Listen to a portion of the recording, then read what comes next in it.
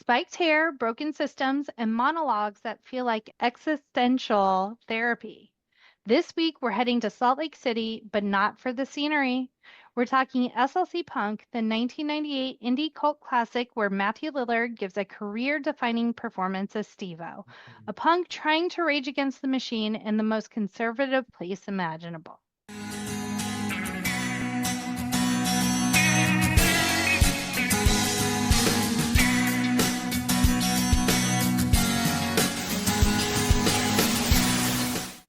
Welcome to the No More Late Fees podcast. I'm Jackie.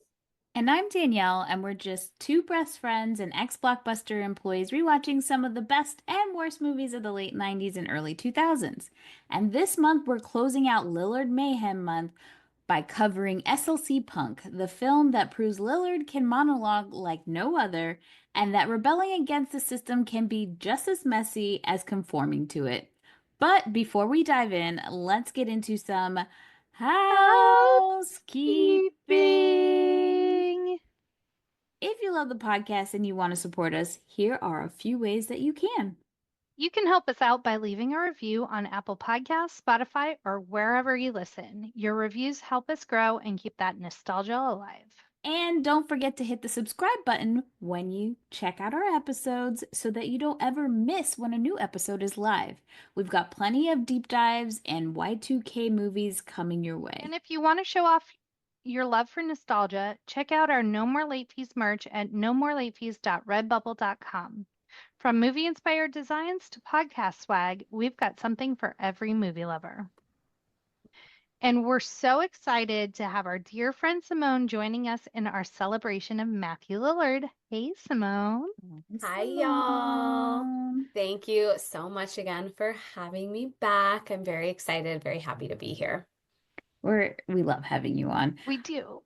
If you want to get to know Simone better, make sure you check out our episodes of Love and Basketball, our MTV VMA Awards episodes, 7, The Sixth Sense, and all of their bonus episodes. Plus, you can check out this week's bonus episode as we play Fever Dream or Deep Cut on all of Matthew Lillard's movies, which was really fun. See if we can guess which movies he actually was in or if they were a fake. So, Jackie, tell us about SLC Punk. Sure. SLC Punk follows Steve-O and Heroin Bob, two punk best friends navigating life, love, and rebellion in 1980 Salt Lake City. With Steve-O narrating the film directly to the audience, it's a raw, philosophical, and deeply personal look into identity, rebellion, and growing up punk in the most unlikely of places. It stars Matthew Lillard, Michael A. Gorgian, Annabeth Gish, Devin Saw, and Jason Segel. It was directed and written by James Marandino, and you can currently watch it on Tubi. But before we start, let's get into our ratings rewind. So, you know the drill. Before we get into the movie, we'll reveal the rating our Y2K versions of ourselves would give. Then at the end, we'll see if our current selves agree with our initial rating. Our scale consists of would buy it again. The best would play on repeat. 5-day rental. Would watch again. 2-day rental. Okay, but nothing to write home about. And same-day rental. Trash. Straight up trash. Poser trash. Poser trash! Straight to the dilapidated McMansion studio apartment in Salt Lake City. All right, Simone, what was your Y2K rating of SLC Punk? Y'all, little me had this on VHS, and this was kind of a go-to movie at a lot of the slumber parties that I went to, especially for my friends that like more identified on the punk spectrum. This is just one that we would always have on and talk a lot about and just like, ooh, swoon and have the wooga wooga eyes for everyone. So this was a would, or a I have it. Would buy it again. Jackie? I as well owned it on VHS. Hey! And Danielle? I've never seen this movie. Oh, okay. Welcome. I want to say that this movie is white culture 100%. Like, you know how Totally. people say white people don't have culture? This is white people culture right here. Yeah. I Mhm. felt like I was taken to a whole nother world. I'll Yeah. tell you. Like Yep. watching this as a grown-up through a whole different lens and perspective of things was like, oh wow, this is and we will obviously like dive much more into it definitely as soon as it gets to like the end of the plot. But like that's just something that I didn't really catch on when I was younger because I'm not really thinking about that. But that 100% crossed my mind when I Yep. was doing the rewatch.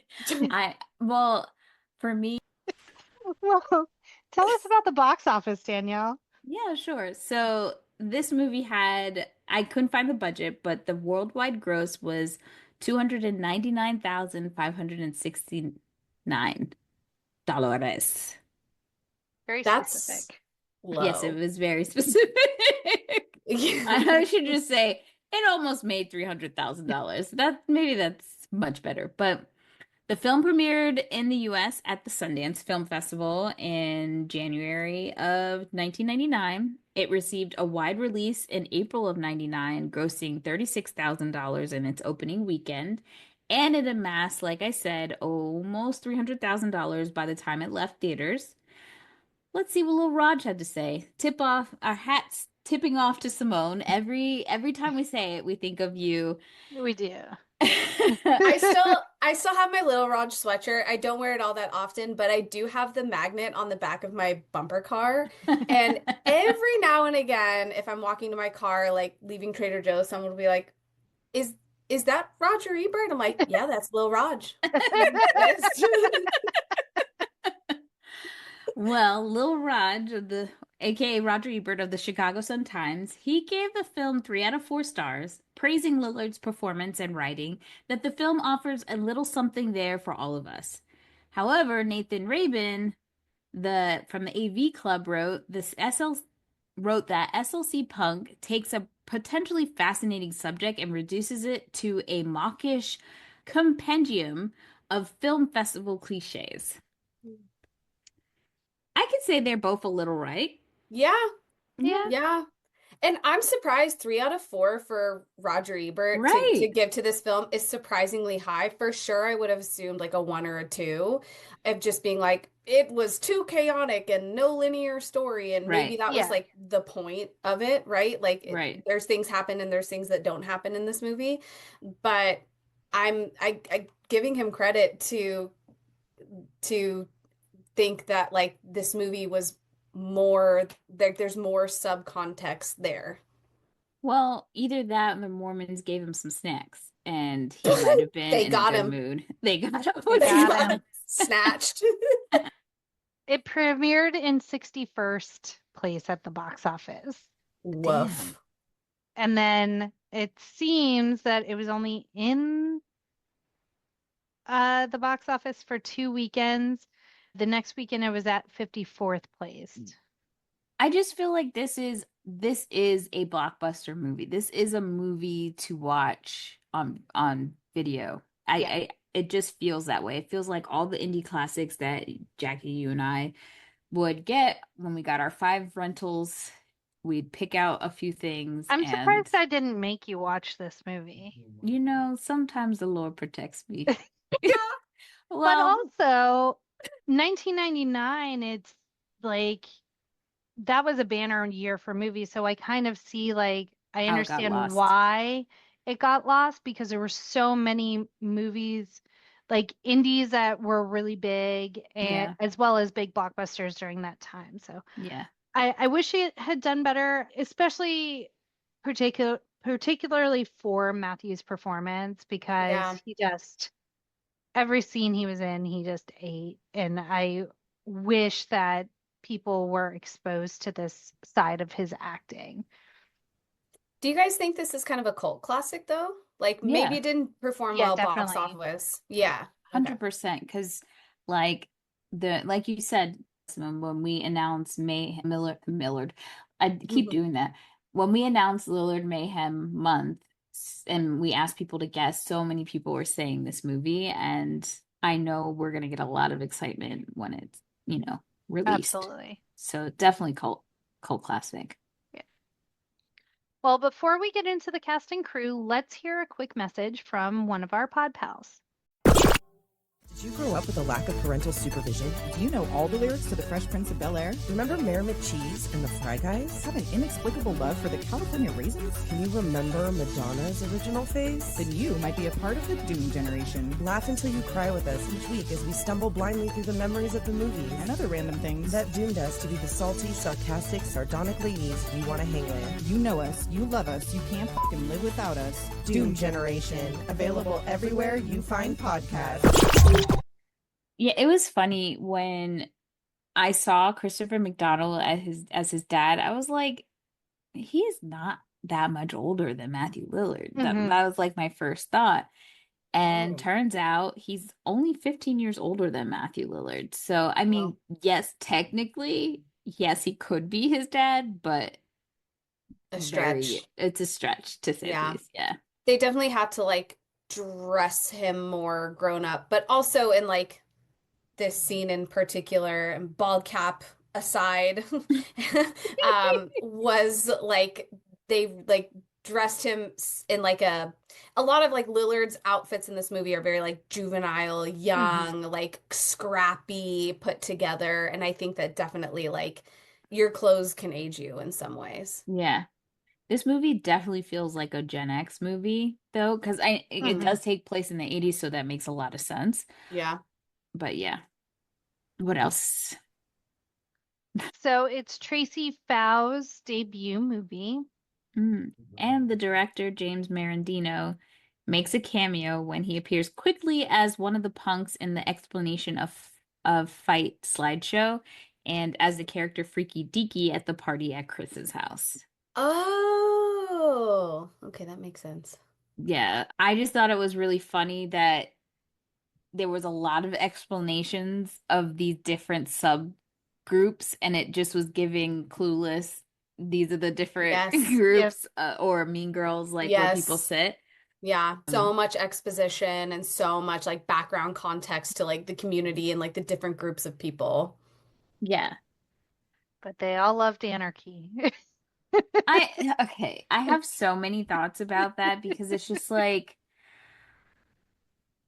I kept looking, as I normally would, I kept looking at it from a lens of a Black person or a Black male could never do some of this shit that's happening in this movie. Yep. And it's angst, it's teenage angst, it's young people's angst, but it's very privileged angst. Yep. And 100%. It's really funny because the dad talks about how when he went to Harvard, he did like, you know, he protested and he went to Woodstock and all that other stuff.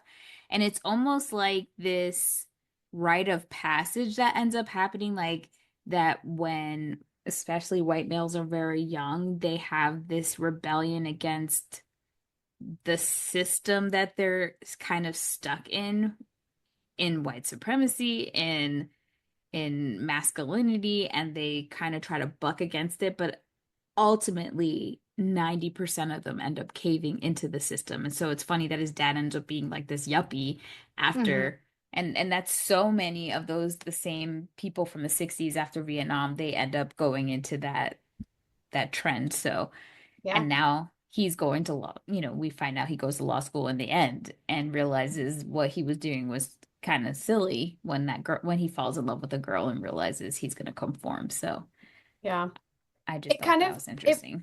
It brought me back to this conversation that I had with Bria when we were watching one of Will Smith's like really early movies, Where the Day Takes You. It was like maybe his first movie, and he plays an unhoused like veteran, and I believe I don't know if it's supposed to be Vietnam or just in general, but he plays someone who's unhoused.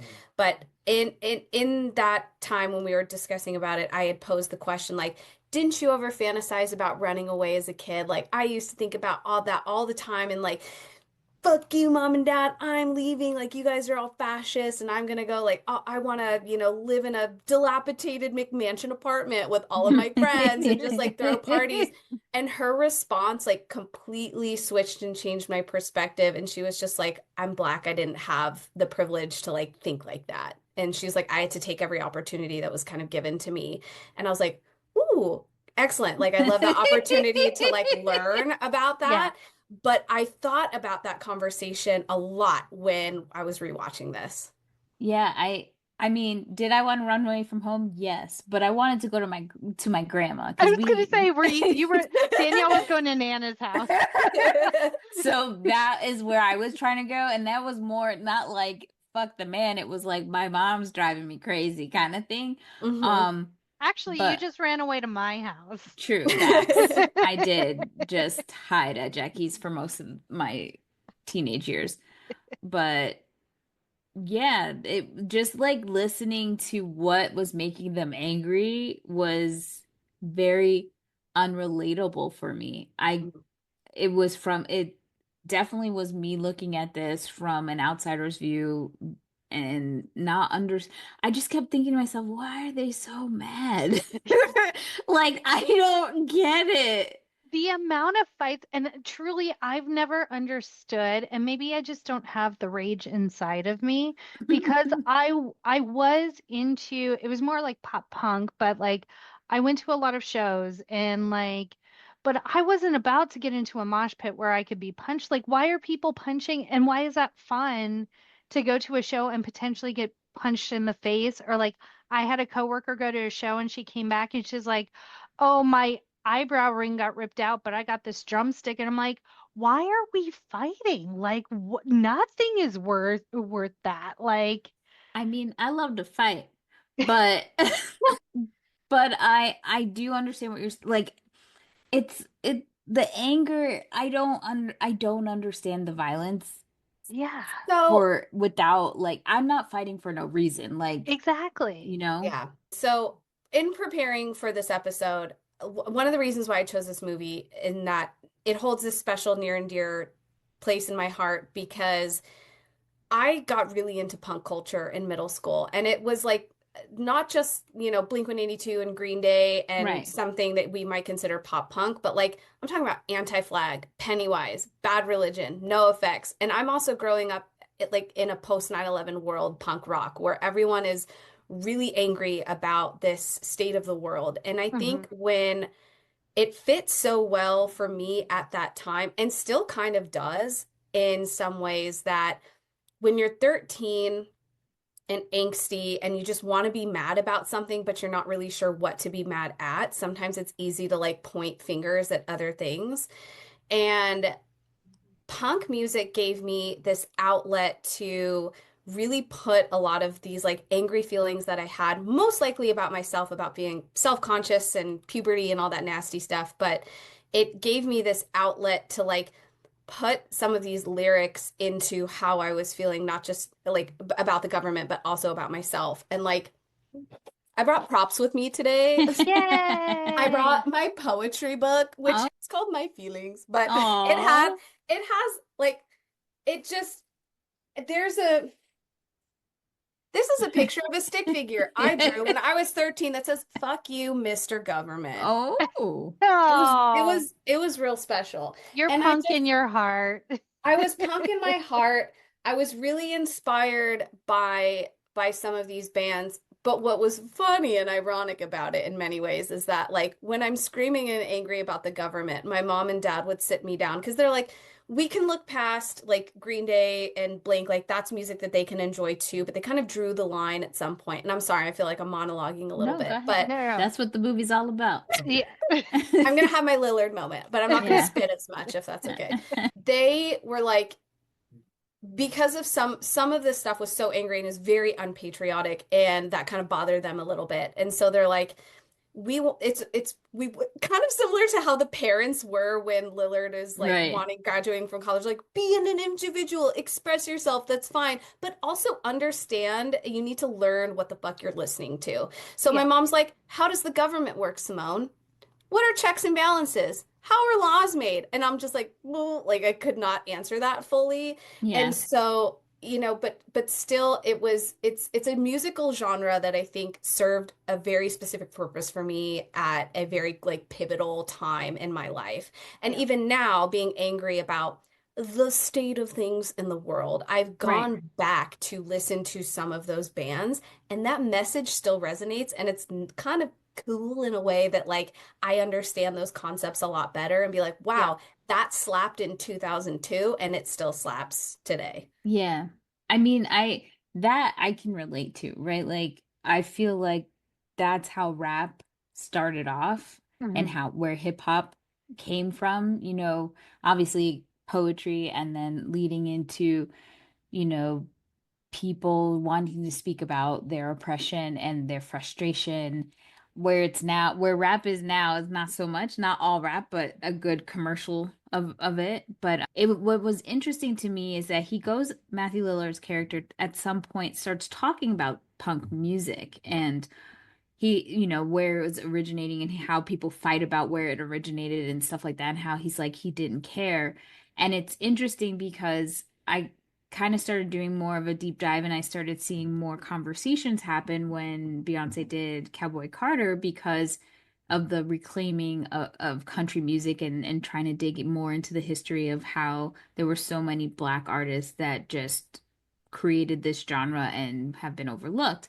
And so people really started talking about other genres of music that happened. And I hadn't, when you think of rock and you think of punk, you don't think of Black people at all. But when you just said what the message is and like feeling disenfranchised, that sounds Black to me. And so when I learned about like Death, who's a Detroit band, that they're usually now even more cited as being like one of the pioneers in punk. And then there's like a bunch of other punk bands that are Black that nobody really talks about, like Pure Hell and Bad Brains and X-Ray and Specs. And Yeah.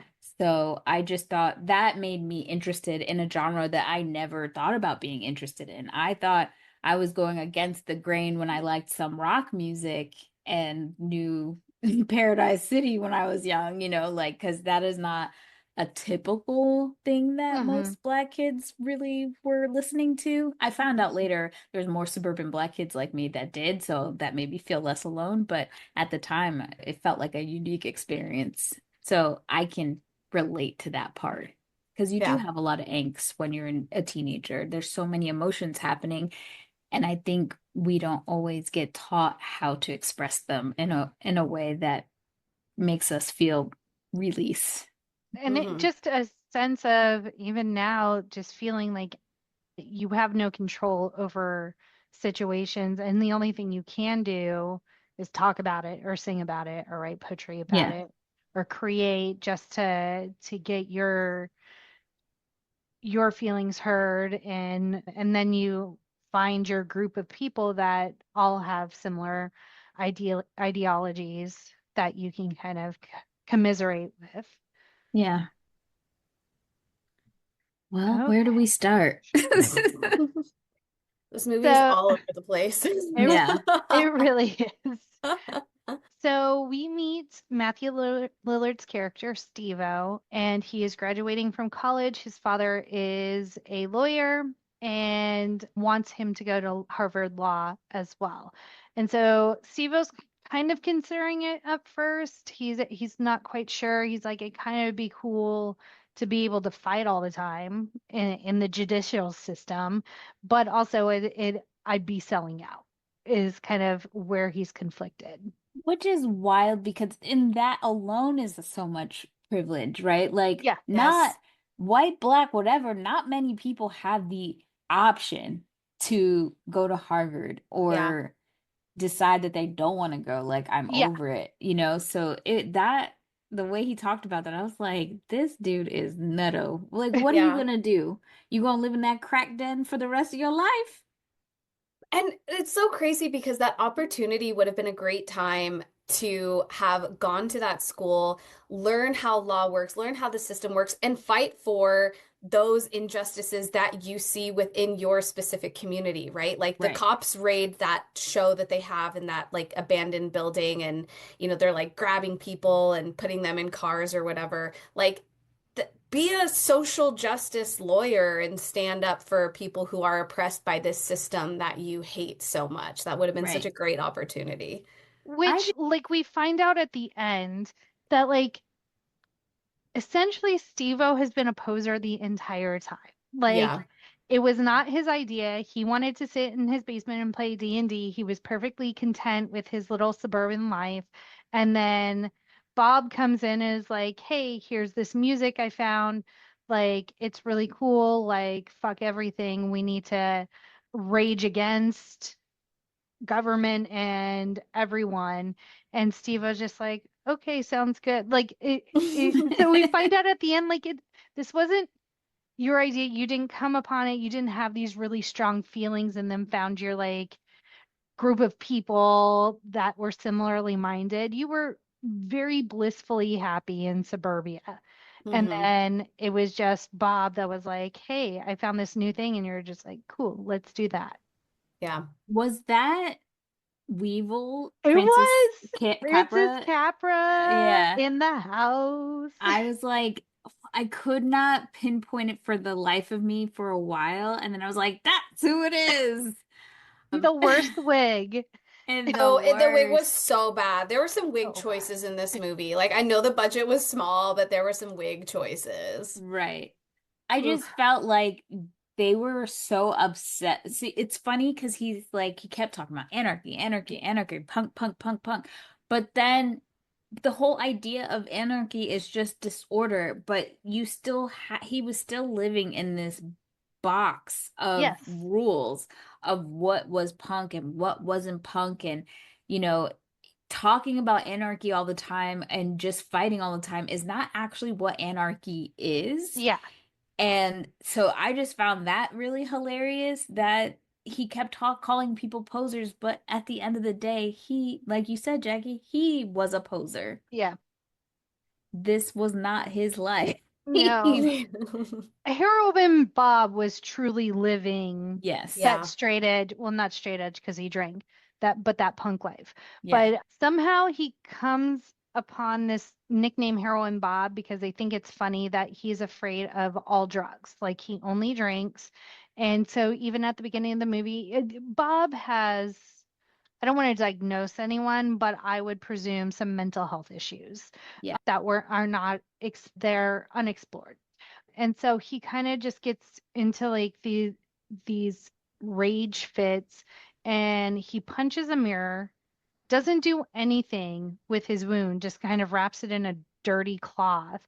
Yeah. And when they finally convince him to go to the doctor, it is just got like it's almost black. It's so Yeah. infected and gross. It's crusty so and Yeah. pussy at the same time. I thought they were going to have to amputate for sure. Like, It I was looking like, gangrenish. It was It looking a was. little Weinsteinish. It Let's say that. was. And I think it's so funny because Bob, I think the part that goes with being punk too could be the fact that, you know, he was living in squalor, he was poor, you Mhm. know, Yeah. and that could lead to a lot of anger and resentment to a system. Yeah. And Matthew Lillard's character definitely was co-oping that you have rich parents Enabling for sure. and you're like cosplaying this lifestyle. 100%. Yes. Because I we Oh, go know ahead. mommy and daddy were paying for that Right, that studio cracked in. flat. Yeah. Yeah. Like, because it'd be one thing that, like, okay, I'm like completely rebelling. I'm living this lifestyle. I don't talk to my parents anymore. I've disassociated with anyone who follows that corporate greed, capitalist agenda. Like, there is a time and place where you can have rich mommy and daddy and you don't even fucking talk to them anymore because you're in your truth. But he was going and having lunch with daddy, taking rides in the at the country Porsche. club. Yeah. Right. Yeah. Yeah, that was so silly. I also thought that the mirror punching scene was so cool. I tried punching a mirror after that, like when I was a Whoa! kid. I was like, I'm gonna see if I can do it. And so I had this little mirror in my room, and I would stand in front of it and I listened to like the Sex and Violence. Like I would listen to those songs and I would like pump myself up and like get ready for it. And I left nothing but like bruised knuckles. It was so stupid. And then I thought to myself after, like, okay, so then what? Like you punch the mirror, you have glass everywhere. Yeah. Like, are you cool now or Does what? it make you feel better? Like, yeah. Probably not. I think that's the other thing, another part of this. And I've had this theory for a long time where I've talked about when you opt into white supremacy and being white, you're opting into releasing culture, right? And so then it kind of feels like when you're separated from that culture, it's almost as if you're looking to feel something, right? Mhm. And that's where I think like the violence comes in. That's where I think also like if you're living in a community where everybody's white and you're all kind of the same, I could see like the mohawk and bleaching your hair and doing all this funky stuff because there's this need to try to feel different in this collective that is all very different, very much the same. And I remember having this conversation with a kid that we went to high school with, and I told him that I never felt this need to try to stand out or be different because automatically me being black in a white environment made me different as it was. Me in my culture made me different in that way. So there was never a need to want to like go against conformity because I never was a part of conformity, if that makes sense. So Yeah. whenever I see this, I'm like, this is just white mess. Just in my perspective, but I do feel like it's a valid experience in that lens for white people because it's a lot of the same. You want to feel different. But he Mhm. also talked about when they were little, they were outcasts. So it's Mhm. like almost taking ownership of, hey, I'm not going to let these people define me. You want me to be outcast? I'm going to be the biggest outcast ever and tell you to go fuck off Yeah. because of that anger. So it was really interesting for me to look at it from that perspective. And see, I was the opposite because I wanted to, well, I did. I dressed punk. I had the JNCOs and the baby tees and the chain wallet and the weird funky contact lenses and stuff Awesome. and the like Johnny ironing my hair with an iron, flat ironed hair and stuff. But I also wanted to blend in, so I would sit in the back of the classroom with either my newfound glory or my Lesson J hoodie, and I didn't want anyone to talk to me. And I just really liked the fashion of it. Like, Yeah. Yeah. that's what I felt comfortable wearing. I didn't do it to stand out. I was just like, y'all leave me alone. Just let me do me. And Yeah. even now, like, I color my hair because I think it's fun. I'm like, but I'm not looking to garner attention for it at all. Anytime people like compliment me on my hair, I'm like, oh yeah, I have blue hair right now. Like it's You not even forget. like, yeah, I totally forget about it. So I'm an anti-punk punk, I guess. I don't know. The most punk thing you did was have a black best friend in a white school. There you go. In suburbia in South Florida. So now we are at this, I think it's a house party. And like you said earlier, he starts introducing us to these groups of punks. And it, to your point, it's like, yeah, like he's supposed to be anarchy and like fuck everything that's organized and everything, but you're still putting people into categories. You're Right. still, you have to have like order in your life somehow, and this is how you're doing it. And so I did not realize Jason Segel was in this movie. I have watched this movie so many times. Because you like when you first watched it, he wasn't Jason Segel to you, Yeah. so it makes total sense. And I love that Jason Segel plays this like really buttoned up glasses character, but he will fight the hardest out of anyone in that room. Yes, like Yeah. it's you And he'll don't just see be it like, coming. no. And he'll just be like in a very civil conversation. He'll be like, hold on one second. And Hold then my just go and like glasses. cold cock someone. Yeah. Like, I think this might be my favorite Jason Segel character.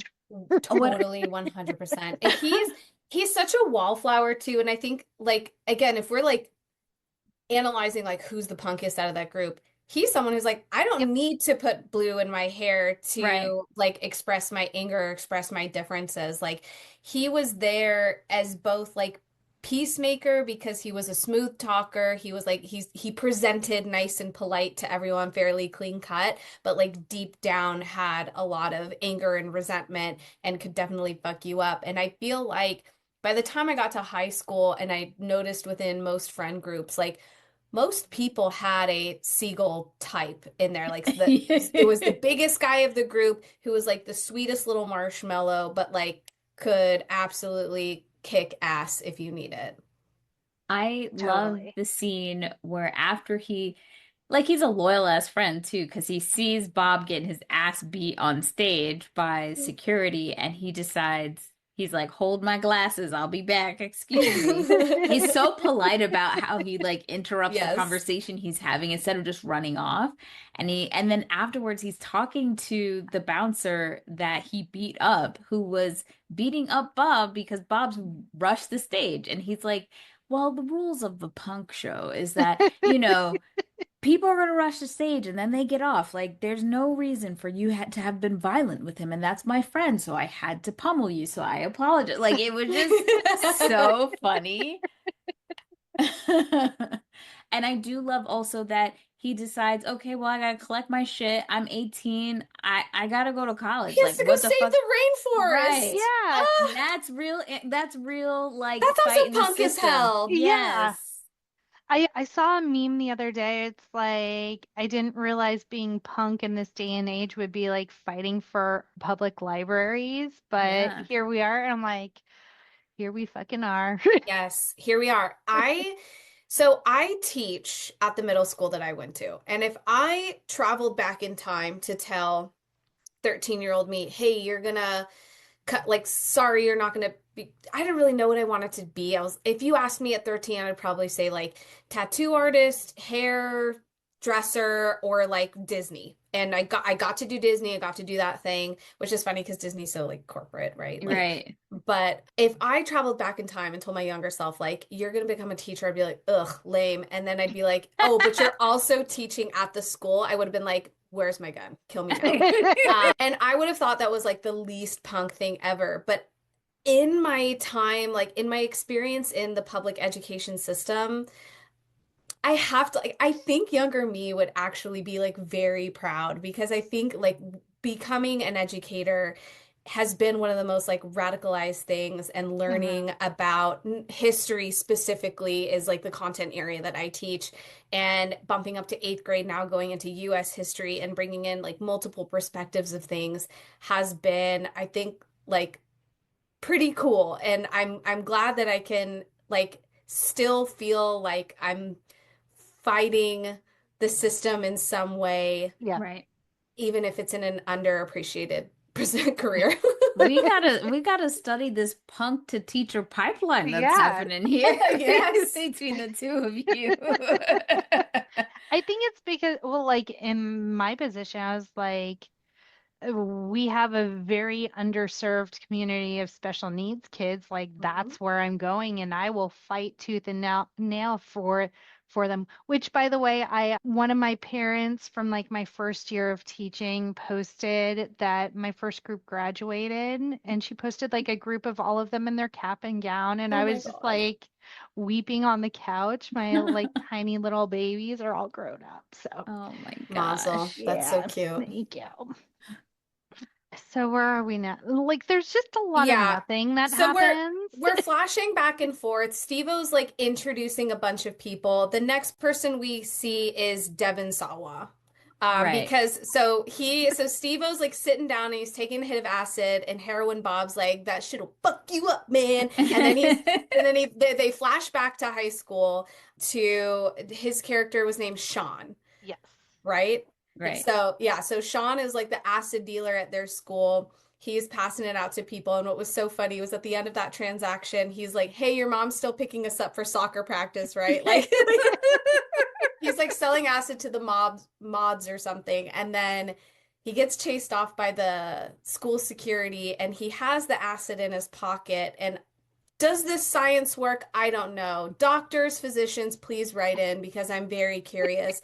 But as he's running through, the sprinklers go off and it like soaks the acid into, and we get this very graphic visual for a second of like this lactic acid as his legs are pumping and the literal acid is also melting in, and he just completely like loses his mind and fries his brain. I love that James Duvall is in this movie. I always think he's so cute when I see him in any movie, and just like his outfits in this Yeah. movie, I'm like, oh, he's so cute. I Yeah. love him. Mods, I would say, are like the equivalent of like modern day hipsters almost. Yes. Like driving their little Vespas and their like probably like niche little cigarettes. Ciao. I loved Devon Sawall's hair. Like the Liberty spikes were so fun. The like loop, I had that loop belt buckle. That was so fun. And that was also a line that my friends and I quoted all the time was, "How are you doing that, man? Walking on water." Like, That scene where he's still like really fucked up and he's like crouching in the snow with like oven mitts on, and he's just like, and the camera angle and everything, and it's almost like slightly fisheye, like it's such a Yes. cool shot. And then I was like looking for backgrounds for this episode, and someone had done that as a Halloween costume, and they were like perched Oh, on a stool. I was like, oh my God, this amazing. is so good. That scene where he thinks the devil is in his house and he's chasing his mom with a butcher knife. How scary. Yeah. And there's a part where it looks like he's literally trying to put the butcher Yeah. knife down his mouth. I was like, what the hell is happening? But I thought for sure, because this is my first time seeing it, I'm thinking he's gonna kill his mom. But I loved when Bob comes up to him and he's like, "Hey man, what's going on? Where's your mom, your parents?" And you see his mom in the window just like scarily waving, and then the popo comes because she's like, "I ain't got time for this shit. Come get his ass." Well, and as punk as this movie is, in finger quotes, like a lot of the violence, a lot of the sex and stuff is cut away. Like I think if it hadn't been for the language, it wouldn't even be an R-rated movie. Yeah. True. Like we get a couple of butt shots, but that's it. And you would think like punk would be all sorts of violence and blood and like sex and just mayhem, and this has surprisingly little for the content that it's portraying. I I think my favorite character is Mark. He is so crazy. But also, I feel like we've all experienced a Mark, or sometimes I don't have, like, I've met a Mark before. I've met a Mark a few times randomly on an escapade with some friends, and it's like, hey, we're going to this person's house. You meet this person. This is eccentric, rich ass person. You go in their house, you're like, wow, this is a wonderful house. And then you realize that bitch crazier than a bitch. And Yep. I said that Yeah. bitch is crazier than a That bitch, but bitch is you know what I crazier than a mean? bitch. That means they're double crazy. Double crazy. They're doubling down on the crazy. And at first I was like, where have I seen this guy? I've seen him in so many different things before, but I just like couldn't place him. But as soon as I heard his accent, I was like, I know who this actor is. And I love how he describes it like Mark is not punk, but he kind of just hangs with us and we kind of deal with his insane paranoia and showing off on random shit he buys because his parents died in a plane crash and he has all this money and he's in Salt Lake City because he tell he tells Steve-O he killed somebody in Miami. And so he's hiding out in Salt Lake City. He can't go back to Miami. And he did a, what do you call it, Jackie, from Zombieland? Double tap. Double tap. He says you gotta shoot him in the head. Like, sir, you're a murderer. And Steve-O's like, I didn't kill anybody. And he's like, I did. I thought he was gonna. I for sure thought he was gonna say he killed his parents in that plane crash. But when he was telling that story about like how his mom was like, it's fine, and he was looking for his dad after everybody's like killed in the plane crash because he wanted to kick his dead body because he lied to him. I was like, this man That was needs and that help. monologue was taken in one shot. Like a lot of Lillard's monologues are like quick cut scenes, which Yeah, makes me think like I think he just was ranting and they're like, let's clip like all the right. things that make the most sense. But Mark's monologue was all in one shot, and that was, I think, really impressive. Yeah. And Didn't Mark I've only ever seen that actor in Inglorious Bastards. That was like the only other thing that I know him from. Oh, I had to look it up. didn't Mark say he was collecting the body parts of like the rest of his family too, as he was like going through the rubble? I don't know if he was collecting them, but I don't know. I can't remember, but He was I just know saying like his family was like he super saw it. dismembered. Yeah, he was Yeah. like, my sister's arm was over there, my brother's leg was over there, my mom's But head was still smiling at me. Like, but I was just looking for my dad so I yeah. can kick him. That's the part that I was like, geez, Louise, this is a dark turn. And I loved how Steve-O was like, my dude, Yeah. this And is crazy. for someone who loves anarchy, hates guns. Like as soon as he Yeah. got out the gun and was whipping it around, he's like, "Put those things back, man. Like I don't like those things." And Mark thinks that Heroin Bob, because they use Mark pretty much as their drug dealer. Like he always has like Right. Yeah. good weed and good acid. So they were going there to score, and at some point, like he's yapping so much about all the stuff in his house. Heroin Bob falls asleep on the couch, and he thinks that he like stole his stash. And so he wakes him up by shooting the pillows like around him. And then he's like, no problem. I'll just buy another one. Hey, let's go steal a car. Like, Mm-mm. so crazy. Okay, And then And so then tries to shoot that car as it won't sink in the salt lake. that I will say, out Sink, of you the whole motherfucker. movie, that was when I legitimately was giggling because I was like, that shit is funny. So the actor Till Schweiger is his name. So he's been in a lot of stuff, but he was in Atomic Blonde, which I remember he played the watchmaker in that movie. This Means War, New Year's Eve, like you said, Inglorious Bastards, Deuce Bigelow, European Gigolo, Oh, of course. Tomb Duh. Raider, The Cradle of Life. So he's been in quite a few things, and I'm sure if you see him, you'll be like, oh, okay, I know exactly who he is. And a ton of German stuff that I can't pronounce. makes sense. Naturally. Yeah.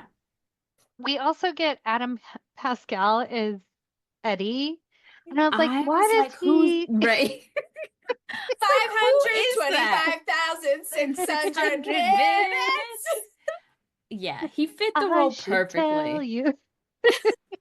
And he's just another like punk in the group that it's almost like he's the Steve-O of like his little group with like the Mm. monologuing and like all of these like really strong opinions, but really like you're kind of just like you're kind of just douchey. Like Mhm. When he's in the car, because he drives them to Wyoming. Wyoming, mhm. right?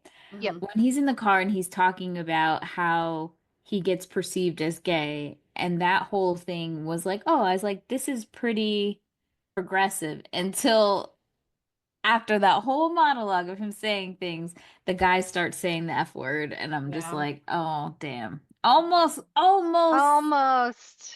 So close. so close. Yeah, so he's driving them to Wyoming because to buy beer because Utah has strict beer laws and you can't have like above 3% alcohol, I think. Very true, even to this day. Like, I That's remember bananas. going, you can only, like you said, you can only really get real liquor if you go to a bar. And if you try to go to a grocery store and buy like beer or anything, every beer company makes a special beer just for Salt Lake City, for Utah, where it's a smaller percentage of alcohol. And they're closed on Sundays. They're very particular about what times of days that you can actually buy alcohol. It's a mess. You can't turn up in an SLC. I'll tell you that. And if Bring your you own need, gummies. yeah, bring your own. I was gonna say BYOG. I think like in a town where you kind of need to turn up, it's certainly Yeah. to bring your own stash. I think we should lace the snacks and see what happens. Just tell them they're gushers and just hand them out. Yeah. Oh my This gosh. is Jesus juice. Let's go. And then all of a sudden they're gonna be shoving like 12, like, I need another Hostess cake. Yeah. I need to go to Swig and get my giant soda because my mouth is so dry. Oh, Lord. And then Okay. they also get into a fight in Wyoming, right? With like some hillbilly redneck bros. Yeah, they Oh, were saying Okay. like Wyoming just doesn't like if there's few punks in Salt Lake, there's like literally no one out in Wyoming. It's like mostly, I don't know, like Bible thumpers or something. So they like run into like they're like, the hell are you from? Like, when they said they were from England, and they're like, that sounds about right. That sounds about right. And then the wife comes out and she's like, well, what the hell's going on here? And they're like, oh no. Oh, they're from England. Oh, that sounds about right. And then they go and they talk to the lady in the aisle, and she's talking about how the Lord is coming back because the world is going to Yep. hell because of the earthquakes, and they're trying to like tell her rational shit like, hey, there's always been earthquakes and stuff since the beginning of time. Like, Jesus ain't coming right now. And so they start asking her questions like, why are you thinking that it's like, oh, they're gonna have the mark of the beast, the 666 and whatever. And when he turns around, it's just that tattoo of 666. That man comes out so fast with his shotgun. I said, Lord, they all gonna die. But my favorite part was when the guy was like, hey, Nazis were really bad. Did you think the end of the world was going to happen then? And the guy's like, well, Nazis, they ain't that bad. not so bad of a people. I Like, said, Jesus, oh, this could have been taking place verbatim today. absolutely. Yikes. I think next we see Trish. Yeah, we were introduced to her at the party, which is kind of funny. So they're supposed to be like fresh out of college, right? So when they're at the punk show and someone asked Bob about Trish, they're like, isn't she in her 30s? And, I guess the age gap when you're that age, like, and I was like, God forbid she's in her 30s. But it is kind of weird because if they're graduating from college, what are they, like 21? Yeah. Early to mid 20s at best. And she's like, and then she's like hanging out with him. I'm like, okay, that's a little weird. Yeah. And they're in love. And they're smooching. Yeah. I think it's hilarious how jealous Steve-O gets with Bob, because you don't expect out of all of them that Bob is the one who's falling in love, even though Steve-O is out there with what's her face making out. Now Sandy, yeah. I think is Sandy the new girl? That's Brandy. Brandy. They're all very similar. Sandy is like, yeah, but they kind of like him and Sandy, they said like we had an agreement, like right. Open relationship, it's fine. But it's so true. And I think that like with Bob falling in love with Trish and kind of changing his mindset too, because he was like, Trish owns my soul. I sold it to her for like $34 or something. But before at the show, Bob was like, well, nobody is anybody. It's like no one is owned by anything. So like even Bob is like, it is switching his perspective on things. And as soon as like a girl gets into the picture, then like their friendship starts to kind of dwindle, or like their perspective on things are changed. Because I remember them when, was it Mike was talking to somebody, I think that's his name. Yeah, Mike, Jason Segel's character. Mm-hmm. Yeah. Mike is talking to somebody. He's like, wait a minute. Because Steve-O is with Sandy. And he's like, wait, wasn't she just with Bob or somebody? She was with Bob. And he's like, oh, nobody owns it, whatever. And so I'm like, oh, so they had no problem sharing this woman. And now he's jealous because he just wants to be with Trish. Trish. And then they, at some point during all of this, Steve-O and Sandy drop acid in a park and have like Yeah. this, like they're just boning on a bench. In a cemetery in front of a mausoleum. That's punk. That's pretty punk. That's something. I ain't messing with them spirits. Yeah. Okay. That part's sad too. And I think this is also a good like pivotal kind of growing up thing in that it's right after they run into Sean again on the street. Mhm. And this is after like Steve-O has lunch. He gets picked up in the nice Porsche with his dad. His dad's like, I put an application in for you for Harvard, like you should go kind of thing. And so already Steve-O's like, like I don't know what my like he's right. Like I did cheat my way through school. I am pretty although he's like, I guess I am kind of smart in some ways. Like maybe I do kind of care about things. Right. And then they run into Sean on the street and he's like, he's unhoused, he's kind of panhandling, and he's like, yeah, it sucks. And then he tries to like get a job in a women's department store in a ripped shirt that says fuck you on it. And it's like his one attempt, and he's just like, I don't know, there just isn't anything out for me, man. Like that lady looks like she's gonna jump out of her skin. that was so funny. The amount of money I would pay for Devin Sawa to just walk into a random department store and act out that scene with like an unsuspecting cashier. I would die. It was just, I think like I'm gonna make a video about like the job market sucks. I've been trying to get a job, and it's like me interviewing. And then like halfway through he like forgets that he engaged in the conversation first. He's like, what do you want from me? Like, why am I here? And the lady's just like, take whatever you want, I guess. Just leave me alone. Why would I care about women's clothes? And she's like, he uses an outdated term, but like yeah. I think that to the point of all of that, like Steve-O said, I felt a pain in my stomach that I couldn't handle, so I turned my back on him just like everyone else did. And he couldn't sit with those hard feelings, so he's like, I'm gonna drop acid, like in an unironic way, and the same thing that like fried this kid's brain.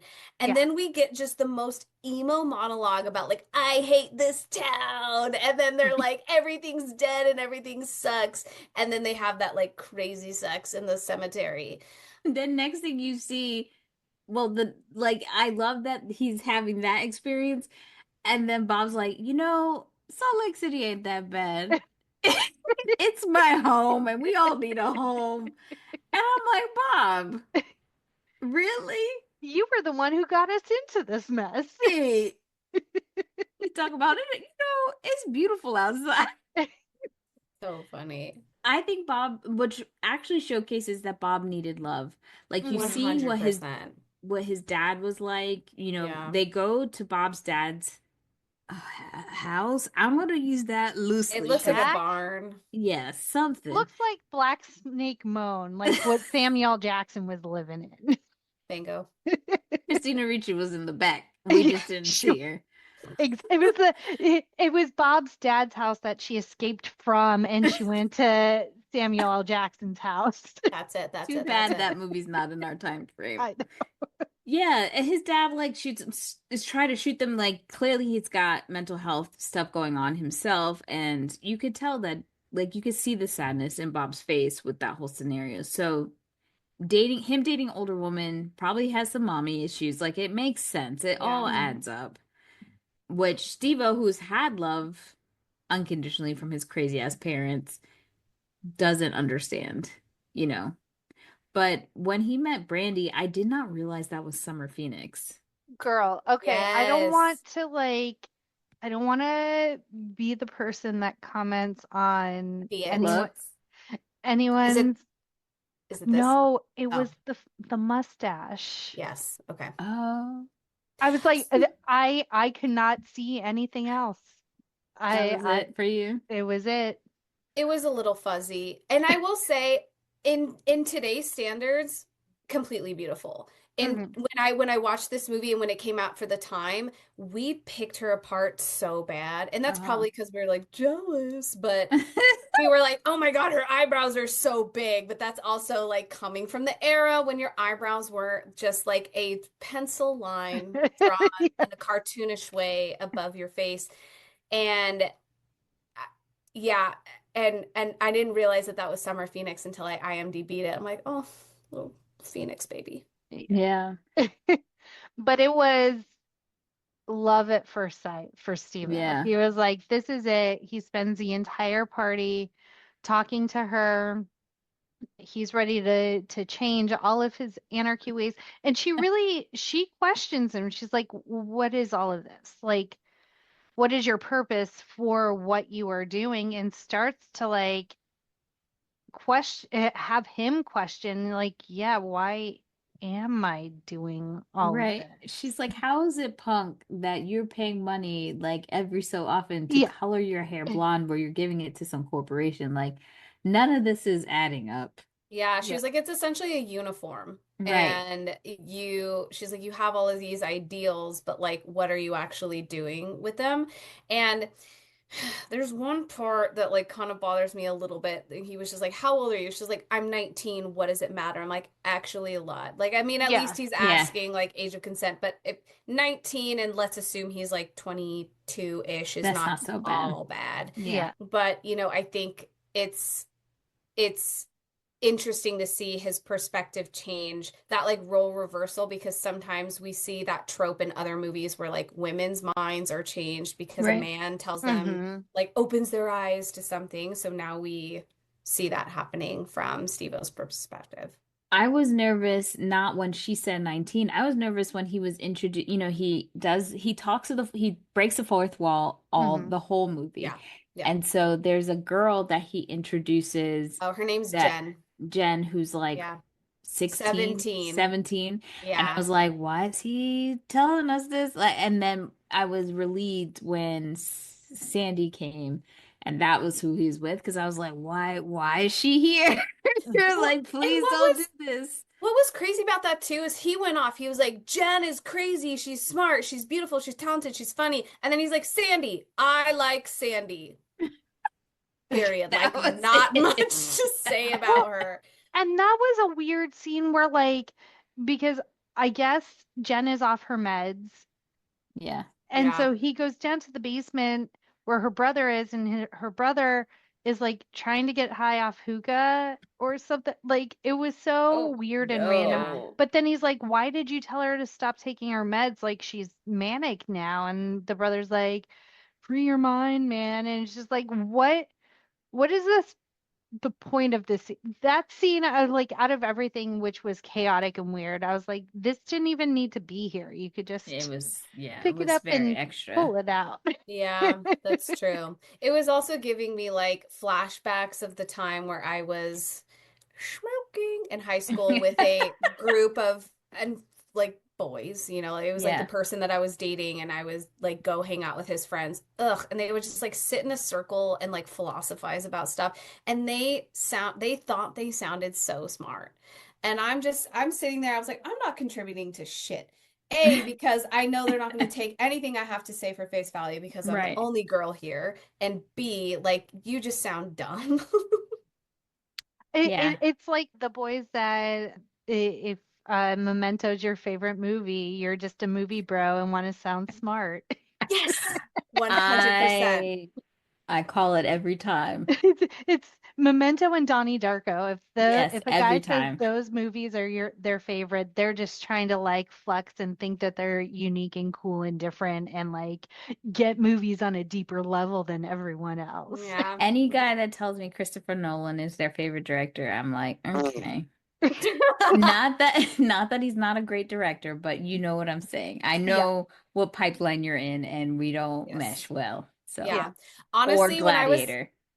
Gladiator is an interesting one. When I was on the dating scene in my like online profile, it was like things that you like to cast a specific net, because like prior to meeting my husband, I think I was like limiting my also too, like I was in my mid-20s. I didn't, you know, you're a different person in your 20s than you are when you're older. And I love being on this side of life. Like now that I'm firmly in my 30s, like I've never felt so confident and like happy. And I'm sure that's only going to get better and better like the older you get.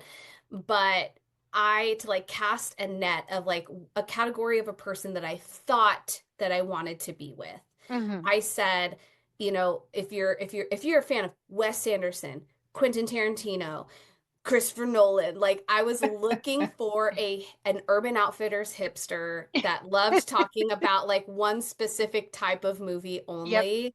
And little did I know, it's you got to get yourself a Back to the Future nerd, man. Yeah. That's where love is. Yeah, I can't do that intellectualized. Mm, I look for a few things when I look at the dating apps. Like if you start saying, first of all, like all the things you don't want, that to me that's like you're putting negative energy out there. Yeah, Like red flag. I don't like that. Mhm. And if I look at your group of friends, especially if like I'm looking at a guy that's outside, that's not black, and I'm thinking about dating outside of my race, I have to see that they have some mixture of friends. Like if they just only have white friends, I usually am like swipe left. I know that's very judgmental, but it gives me a hint that you don't live outside of like a particular bubble, you Yep. know. And I always ask, like, what are some of your favorite movies? And again, if that's not diverse in some Yeah. way, I'm like, gotta go. so we're at Steve's house party. Steve-O was smitten, just talking all night. Like they're already married in his mind. Like he Right. is gone. Mhm. And then we see Bob is Bob. like he's partying, he's drinking, and he ends up punching a mirror again. He has one of his little episodes because he does not like mirrors. Well, he has a headache. He has a really Yeah. bad headache. And somebody at the party gives him medication, or they say it's like it'll help with it. And I don't know, out of all the years that this man has never taken a drug, his Yeah. headache must have been so bad that he took this medication, and it, I think, automatically made him really lose it. I don't know if he Yeah. was Yeah. just having an episode. I think the medication had a play. I think it was too, like it was right after they saw his dad, so he was like Yes. really shaken up, right? And Yeah. so he gets something called a Percodan, which I had to look this up. I'm like, is that fictional? But it's like Oxycontin, essentially. So, and he just takes a handful of them because the people are like, they're like vitamins, don't worry about it, it's fine. But if you go from like 0 to 60 and you're also chasing that with, I'm assuming, a large amount of alcohol, Yeah. Yeah. That he ended up no good. not good. He punches the Yeah. mirror. Everybody's like, what the fuck's going on? Steve was like, okay, I'm gonna take him home. He still finds time to make out with Brandy and says, he says, can I call you? She says no. And then says, oh yeah. Like I never understood that switch. Yeah. But she's pretty cool about even the fact that Bob has fucked up her mirror in her house. Yeah. And so Steve-O takes Bob home and lays him in his cot bed on the floor and goes And I'm to sleep. sure this is like a routine that happens all the time. Like Right. Bob gets wasted and Steve-O drags him home, puts him to bed, and then they get up at 3 p.m. and go to IHOP. Yeah. Right. It ends the way it starts. Like this Yeah. movie, Right. after they're done like beating up the rednecks, they're like, it's him like kicking them awake. Yeah. I do give Steve-O credit, like he doesn't know that Bob took any drugs. Exactly. Yeah. He So just thinks he's drunk and he's upset about his dad. I'm going to put him to bed and it'll be fine in the morning. And so he comes downstairs and he's like, it's freezing. Let's get up. And like you said, Simone kind of kicks him awake and then realizes like Bob has passed away in his sleep. And I read that Matthew Lillard did this scene like there was no one on set, and then he channeled like feelings about his dad in order to get through this scene. But it is just so heartbreaking, and like, and it's kind of like because Steve-O and Bob have been friends since they were kids. It's yeah. like a brother to him. And he's kind of going through all of the emotions, like super upset that Bob has passed away from like this punk lifestyle, and the that it's ironic that he passed away from like what he perceives as drinking because Bob was so adamant about not taking drugs. And then also like how he's feeling is like, you can't leave me alone. I'll be all by myself. And I don't that have any is, other friends. Yeah. yeah, like that is so heartbreaking because like he is surrounded by people this entire movie. And he's like, Bob, you're my only friend. And he just has like this really heartbreaking monologue. And it's such a fantastic performance. It's so Like, good. You get the classically sad Lillard face. yes. We Yeah. get a lot of like good, ugly crying and screaming. The line that broke me was, I wasn't ready for this. Yeah. And it's like that brings you into like, oh, we're growing up now. Yeah. And and also like, I don't have any friends, like, but you're so right. Like, he was surrounded by people this entire time, but it was always about his friendship with Bob. And that death is so like it wakes him up in this sense of like, okay, I have to like the tethers of like anarchy have already been unraveling. This is like the Yep. last string that you're gonna pull. But like, I wasn't ready for this is hard because you know when someone passes away that's close to you at an age when you know someone that you always envision, I'm growing old with this person, Mhm. and then Yeah. they leave your life in a very quick way, you're never really fully prepared for death. Yeah. And I think in this way it's just so guttural and so sad. Yeah. It that was heart-wrenching. Like I because I hadn't seen the movie before, I was trying to avoid spoilers before seeing it, but I had seen that someone had died, and I thought because Matthew Lillard dies a lot in the movie in his Mhm. movies, I thought it might have I was really preparing myself that he was going to pass away. Well, because he Didn't was see the one taking drugs and being right. reckless and stuff. Yeah, Bob was pretty tight about like what he wouldn't do as a punk. Right.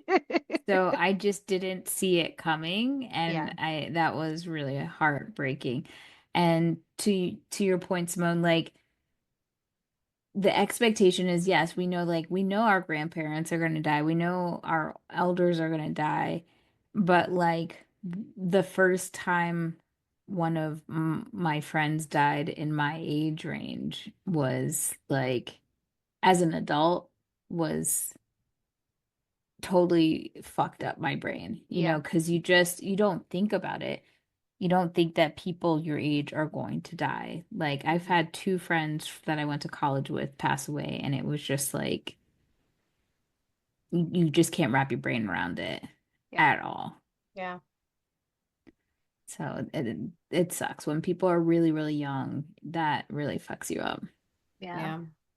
So Steve-O, like you said, he was already kind of on this path to revelation that punk was not a sustainable lifestyle as Right. he graduated and became an adult. And so he cuts his mohawk off, no more colored hair. He's dressed in a suit and he's prepared. He's accepted his admission to Harvard Law, and so he's going to go and actually do what like we were thinking the whole time, like why aren't you going and like raging against the machine by being a lawyer and fighting for those injustices. So I'm trying to think if there was anything else. No, I mean, you see Tish is at the funeral because it's at the Mhm. church. So you see a few of the people from the movie at the church, and it kind of just ends with him going on this new journey. But they do show that clip at the end of them being kids and learning Mhm. that really Bob was the catalyst for them having that punk lifestyle. Yep. One thing that I wondered was because Matthew Lillard as a human being, not this character, is into Dungeons and Dragons and has brands that speak to that. So I was wondering if like that they added that part in for the character from his own life, or was it a coincidence? Like that I was curious about. I wondered that as well. We'll Yeah. add that to our list of very niche questions if we ever get to interview Matthew Oh my God, I would die. Lillard. Ugh. Yeah, my sister was saying the same thing that if we get to meet Matthew Lillard, that she's like, I'll be so jealous if you guys get to meet him. So fun. And Yeah. everyone says that he's like the nicest A person ever. genuine person. Yeah. Yeah. I will say, like, the closing line of this movie, when all is said and done, I was nothing more than just a trendy ass poser. That when you were a kid, we would sit around at the end of our VHS, like, bloop, okay, it's done. And we'd be like, what does it mean? Like, are we posers or are we gonna sell out when we're older? Like, this movie really makes you think. And it makes me think in different ways now, like circling back to what we were talking about earlier about like privilege and like, Yeah, wanting to be different but not being too far separated from the like life that you have. Because clearly if they wanted to piece out of Salt Lake, like he was like when Bob was like, this place isn't so bad, man, and he's just like, this will never be my home, like, so move, go to New York, like your yeah, parents Right. could definitely get you an apartment down there, go be part of the CBGB like scene in New York. exactly. But there was something about Salt Lake that they wanted to like tear down. He's like, I'm getting a 4.0 in damage and we're like taking down this town. Also fearful. Because like this is all they Totally. know. So it's Yes. much easier to like tear apart this thing that you are fully aware of. But Mark says a really poignant not line for me when he says that like all of this is just buildings and jobs and things to do. It's the same everywhere else. And if you Hmm. think you're leaving here and you're going to be free somewhere else, no one is ever really free. And I believe the shit out of that. Yep. Mm. Like, I believe at this point, freedom is like truly an illusion. Hmm. At like, we Yeah. are not truly free. But I did like what Brandy said that punk isn't a fashion sense or anything. It's uncolonizing your brain, Hmm. decolonizing your brain. That is punk. That is anarchy, is to unlearn these systems because I don't think a lot of us realize that we have all been indoctrinated. We were just talking about the Mormon Church. We all have that. Yep. We are all we're in a cult of America as Yeah. Americans. Yeah. And that is a really hard thing to like break free from. Totally. Yeah. And then also like watching it as a grown up, I'm like, at the end of the movie, I'm like, oh, he was just a little baby and he didn't know what he wanted to be when he grew up. And so he like went this through this little punk rebellion phase. And by the end of it is like, oh shit, like the real world's starting. Like I can't just continue to punch people in shows forever. Like I Right. have to grow up and do something with my life. So like grown up me was like, huh, he was just going through a little growth spurt. It's Yeah. lovely to have the freedom to have a phase like that Yeah, where you're tearing up it police totally. cars and Yeah, beating the shit out of people. Yeah. Plus, like, they had no fear about getting arrested because they yeah, were underage and it was never going to go on their record, yeah. essentially. So, Yeah. wild, wild, wild, wild. Well, we did it. That is SLC Punk closing out Lillard Mayhem. Anything else interesting? I heard that there was a scene, I think it was the one when they're dropping acid and they're looking down upon the city. Was that ripped from Terminator 2? Yes. Okay. Where The she kept apocalypse. saying, "It's so beautiful." The apocalyptic imagery that appears behind Sandy when she tells Steve-O something beautiful is footage from Terminator 2 Judgment Day from 91. Yeah, yeah, yeah. Matthew Lillard's character was originally supposed to have bleach blonde hair, but when he got the bleach job, the peroxide burned his scalp and left him a hideous mess. So they ended up dyeing his hair blue as a way to hide it. So, I love the So blue. I loved the blue. I thought it worked so well. I used to have electric blue hair, that color. I don't have a great picture of it, but I do have a picture when I had pink hair. And to get to this pink hair, and this was me Halloween of like 2002, I think I was just like a punk fairy. And I had like cat ears and like fairy wings. But to get to that, before my hair was black, and then I tried to bleach, not naturally, but just, by like for fun. And then I tried to bleach it at home. I had like a skunk orange stripe going down my roots. So I went to the Dublin Beauty School, may she rest in peace. And I let a 19-year-old bleach my hair. And I was under that seat for like 6 hours because Jeez. for every step when you're doing the cheap route to do that, those people have to get their hair or their thing, like every step of the way has to be approved by their supervisor. And so as she's like lifting layers and stuff, they'd be like, okay, now come over here. Can you look at here? Da, da, da, da. And like, you know, her supervisor was like helping with all the steps. And I'm just like, it was burning. I had blisters on my scalp. Oh I had like my God. irreversible like dandruff that was like, that like could not go away. It was so bad. But damn, did I look cool once I finally put the cotton candy in my hair, you guys. Beauty is pain. True. Matthew Lillard says that this is his favorite movie of his that he's done. Oh my I God, mean- stop. Why does that want to make me cry? I love that. I mean, the performance was impeccable. Like, I do really love his performance in this. The content all questionable now as grown-ups and reflecting on it and knowing what we know now. But yeah, I think that's all the fun facts. But before we dive into our rating, again, if you have any feedback, if you want to explain to me why everybody was so angry and I'm just not getting it, I'm open. I'm not stuck on my beliefs here. Hit us up at No More Late Fees on Instagram, Facebook, TikTok, Twitter, YouTube, Threads, and Blue Sky. And present day ratings. We'll start with you, Simone.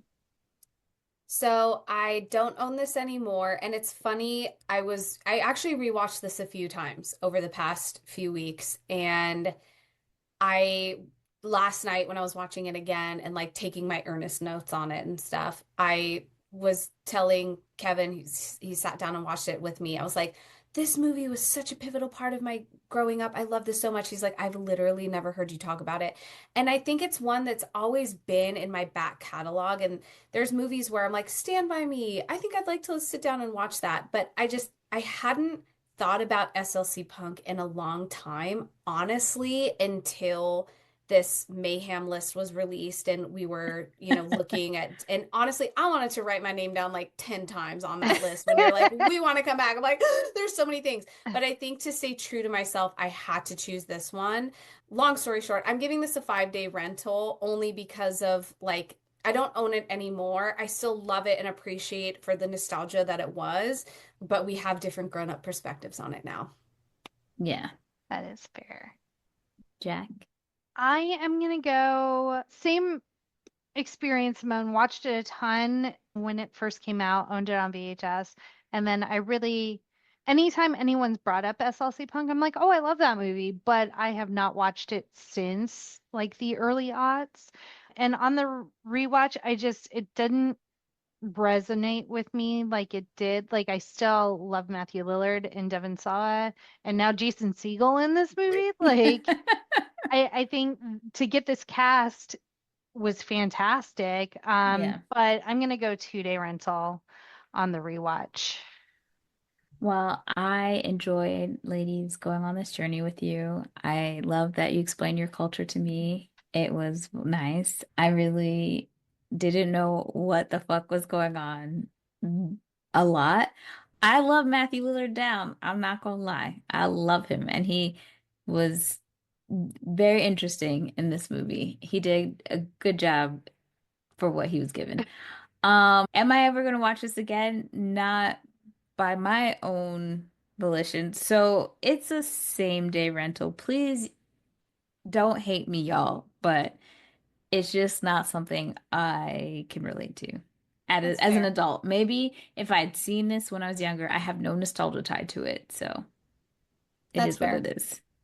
That's fair. Yeah. Well, if you have opinions about SLC Punk, any of the Matthew Lillard movies we've done for Lillard Mayhem, or any that we've done in the past, hit us up at our quick drop 909-601-6653. Twat us at the Twitters, hem us at the Threads, butterfly in the sky at Blue Skies, and you can be featured on a future episode.